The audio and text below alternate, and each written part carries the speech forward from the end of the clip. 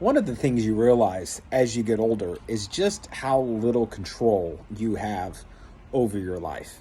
I know, like, as a kid, you look forward to, like, when you get to be an adult and, like, you get to eat whenever you want, eat whatever you want, you get to stay up late and do all these things, and you get to make all these decisions. And then once you get into adult life, you realize that's not actually how things work. But then even as an adult, we like to make plans. We like to see into the future and say, hey, when I turn this age, I'm going to do this. When I get to this point, I'm going to do this.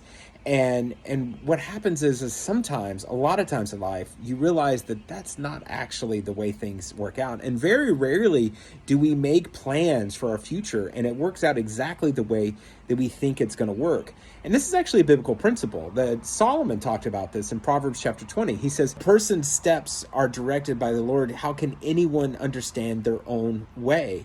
Jesus even said this. He said, how can you say today we will do, tomorrow we will go here and the next day we will go there when you can't even control one hair on your head? And what we need to understand is that we actually have very little control, if any control, about what actually happens in our life.